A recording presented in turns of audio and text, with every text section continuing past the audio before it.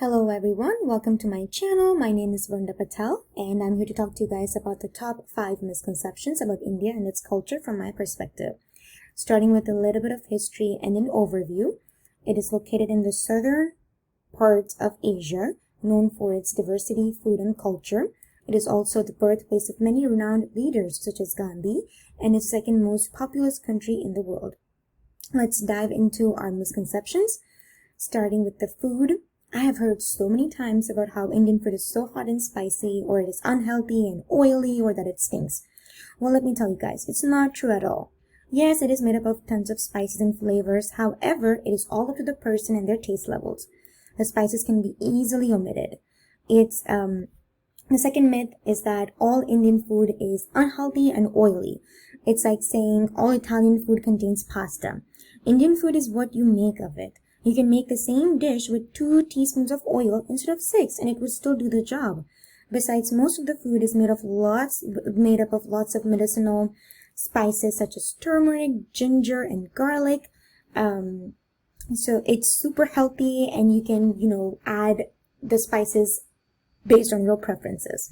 Lastly, and this one ticks me the most, that Indian food stinks. There were times in high school where I would be ashamed to take Indian food for lunch because the other kids would complain about the smell that it has.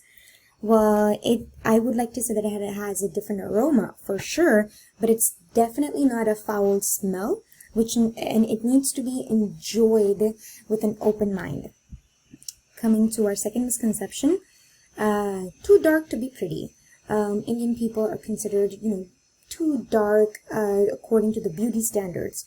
This one's my personal favorite, so to speak. Coming from a land where most of the people are obsessed with lighter skin, everyone's always trying on the most expensive cosmetic creams and invasive procedures to look pretty. And personally speaking, even I fell for this myth as I was growing up, but my insecurity really sprouted when I moved here to the United States 7 years ago. Being around with so many people with the skin tone you've been dreaming of can really take a toll on, one's mental health. It took me a long time to embrace my skin color and take pride in it.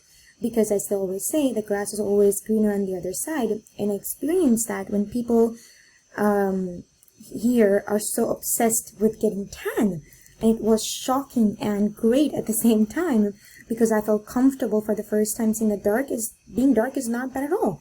Being brown can also mean being beautiful. So here I have a picture of winner of Miss World 2017 pageant from India. Just a reminder to myself and other people as well that it's more than okay to be dark and different from the rest of the world. Moving on to our next one, that India is the land of snake charmers and poor people. If I asked you guys what was your first impression of India, it would something be straight out of the Slumdog Millionaire movie. And it's not your fault to think that, to be honest, because that's how the Western television or countries have always portrayed India as. Agreed that it is a developing country, however, it's not all about kids running around in slums. So let me break it down for you guys. The India's population is divided into 3 major demographics: the poor, the middle class, and the rich.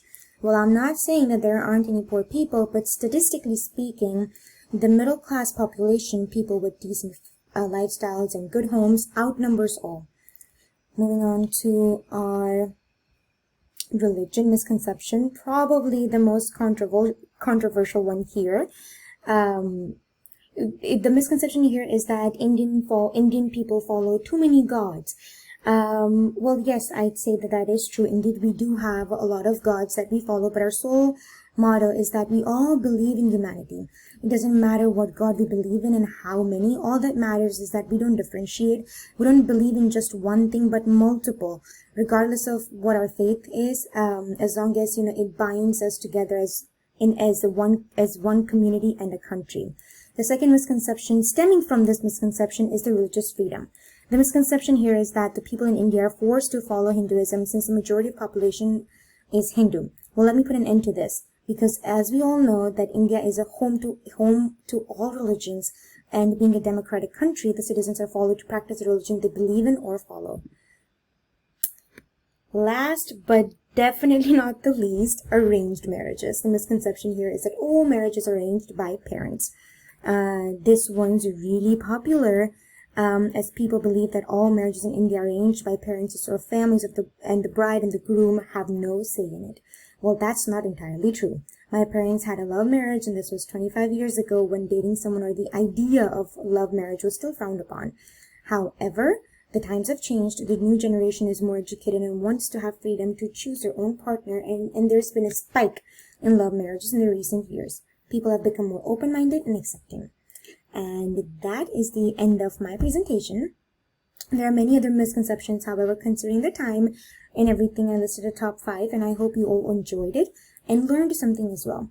If you have any questions, please feel free to ask them below in the comments section, and I will address them to the best of my knowledge. Before I end my video, please don't forget to like, comment, share, and subscribe to my channel. Bye. Thank you.